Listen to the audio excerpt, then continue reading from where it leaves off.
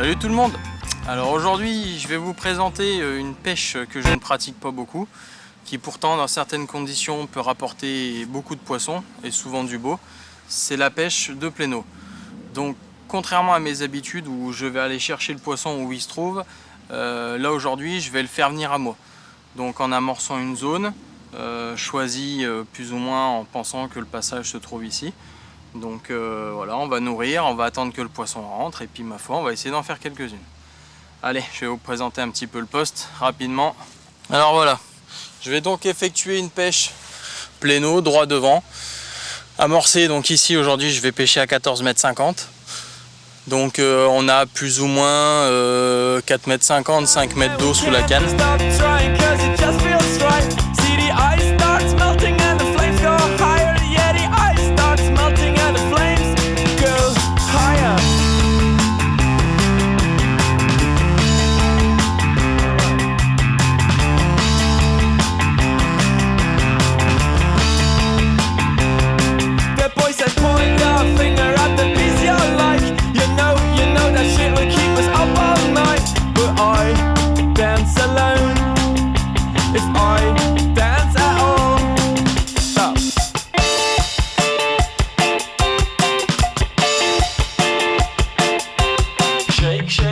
Shake your hips for me. Your hair has grown so long, your face is hard to see. Baby, shake, shake, shake, shake your hips for me. Your hair has grown so long, your face is hard to see.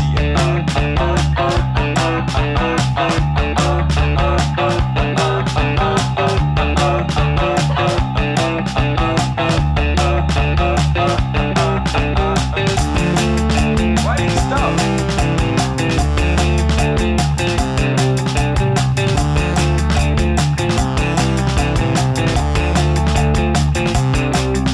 We burn our records, we all start again. Like my older brother, we're now 80s fans. We can't stop trying, what a parade. The music's too loud for conversation, I'm afraid.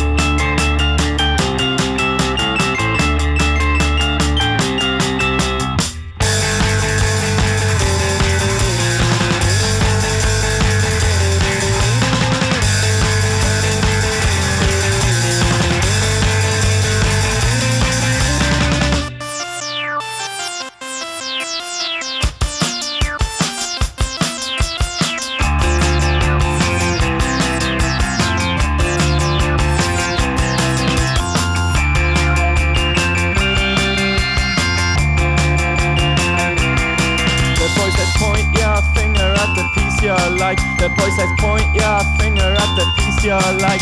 Come on, point your finger at the piece you like. You know that shit will keep us up all night.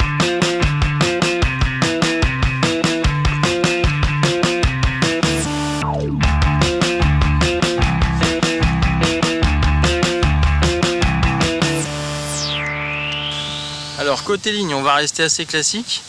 Je vais utiliser aujourd'hui donc le X1000 en 20 centièmes et demi, pour la bonne et simple raison qu'ici elle tatillonne quand même beaucoup. Je pense que malgré ça il y aura quand même pas mal encore d'harponnage. Je pense que la profondeur fait que la pêche est difficile, les poissons sont un petit peu décollés et du coup malheureusement on en harponne quelques-unes.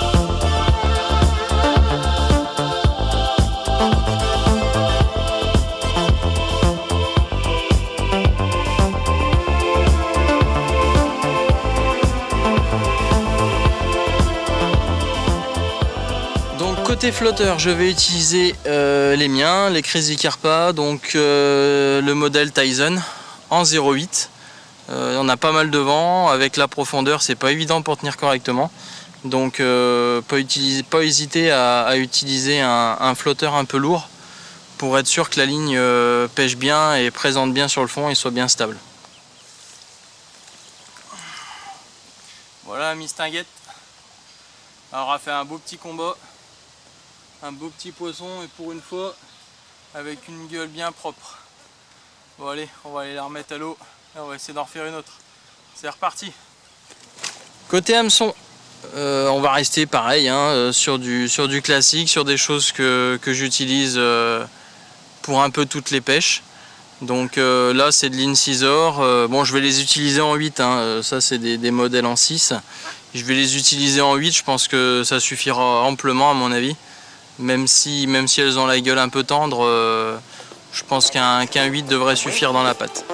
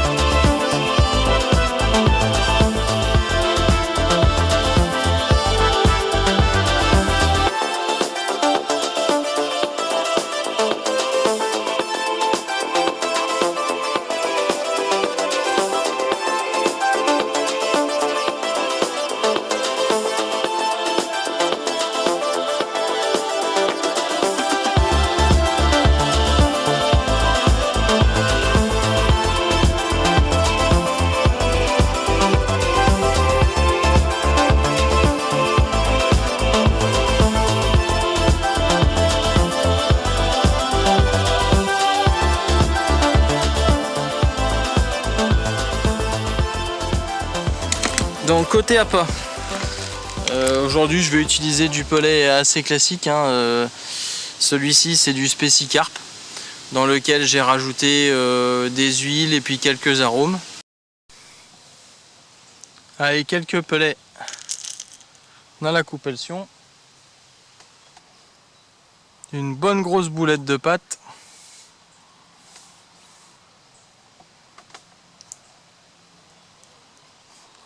Et le dîner est prêt.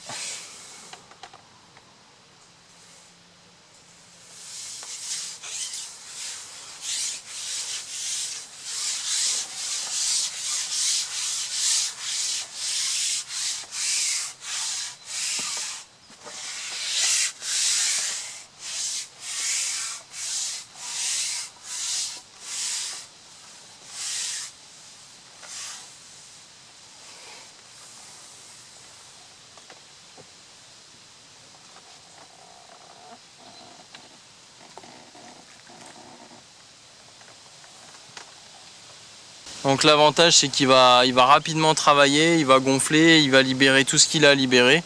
Donc les additifs, tout ce qui est acide aminé, stimulateur d'appétit, choses comme ça, qui fera que le poisson va venir, je l'espère, au plus vite sur le coup. Et voilà, une de plus. Après pas mal de décroches, enfin un beau poisson, ça fait plaisir. Allez, on va aller remettre ça à l'eau. Et on recommence. Côté appât, j'ai préparé une petite pâte qui va être très molle, qui est composée en partie de pellets broyés d'amorçage, donc les mêmes que je vais utiliser aujourd'hui, et puis coupé avec quelques farines et quelques pâtes supplémentaires, plus les mêmes additifs que j'ai mis aussi dans les pellets, pour encore une fois essayer de rappeler un petit peu la même chose qu'elles vont trouver au fond, pour tromper leur méfiance. Quand même classique, hein, quelques petits expansés rouges, au cas où ça tatillonne un petit peu, des fois ça peut rapporter des poissons supplémentaires.